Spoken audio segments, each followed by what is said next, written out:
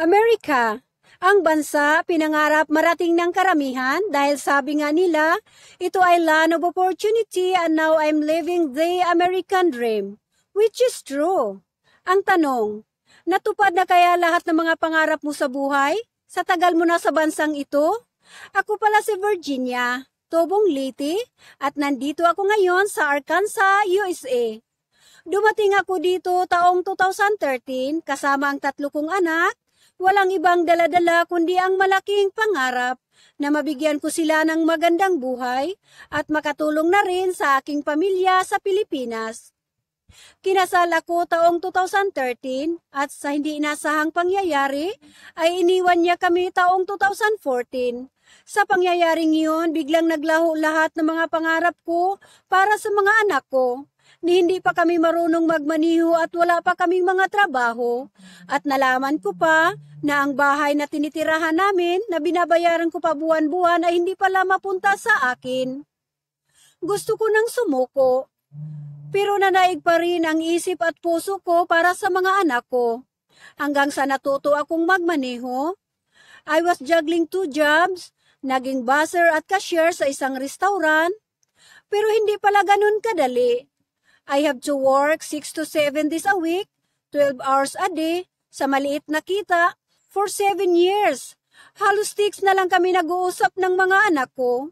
Wala na akong oras sa kanila at sa sarili ko. Sabi ko nga, hindi ganitong buhay ang inaasahan ko pagdating dito sa Amerika, pero tiniis ko lahat dahil sanay naman ako sa hirap at kailangan may pangbayad ng mga bills. Pero sa di inasahang pangyayari ay biglang nagsara ang restaurant na pinapasukan ko dahil sa pangyayari sa buong mundo. Akala ko noon nang makarating ako dito ay gaganda na talaga ang buhay namin. Mali pala ako. Umiyak ako at nagdasal na sana wag kaming pabayaan. Isang araw, habang nakatingin ako sa aking social media, may lumabas na ads kagaya nito ngayon na pinapanood mo at sobrang nakarelate ako. Pagkatapos ko mapanood, na-curious ako. So nag-message ako sa kanya at nagtanong, anong klaseng business ba ito? At syempre, kagaya ng karamihan, nagkaroon din ako ng pagdududa. Pero nanaig pa rin ang determinasyon ko na mabago ang takbo ng buhay namin. So I registered my name and email address sa website niya at pinanood ko ang 90 minutes webinar. At pagkatapos ko mapanood, biglang nagkaroon muli ng pag-asa ang buhay ko. Kaya hindi na ako nagdalawang isip pa. Sabi ko nga, Lord, sana ito na ang sagot sa matagal ko ng dasal. Ang pinakagusto ko sa business na ito, there is no selling, no recruiting, no inventories, at huwag mag-alala kung hindi ka magaling sa computer. Ako rin hindi. Bakit? Dahil meron tayong madaling sundan na automation training. Basta willing kang matuto. At ang kagandahan pa nito, your business is working for you in the background. Kahit saan ka magpunta. Basta may internet, cellphone at laptop ka. Dahil lahat na mabibigat na trabaho dito ay tapos na para sa atin. At ituturo dito lahat kung papaano hanggang maitayo ang business mo.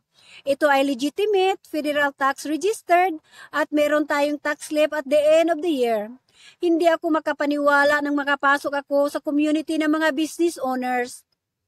Doon ko napag-alaman na thousands of people across the globe na pala ang natulungan dahil sa business na ito. At yung iba hindi na namasukan ng maraming oras, may panahon na sila sa kanilang pamilya. Sabi ko nga, sana noon ko pa natagpuan ang business na ito. Ngayon, 3 to 4 days na lang ang pasok ko, may oras na ako sa mga anak ko at sa sarili ko, at may dagdag kita na rin ako. Kung kaya nila at kaya ko, kaya mo rin ito. Kung gusto ninyong malaman ang iba pa mga detalye sa business na ito, tap the learn more button below or message me here for the next tips. At paki-add na rin ako sa aking timeline para mas madali kung may mga katanungan kayo sa akin. Panoorin ang webinar dahil ito ang unang hakbang para maunawaan ninyo ng gusto. Maraming salamat po sa inyong pakikinig. Hope to see you inside. God bless everyone.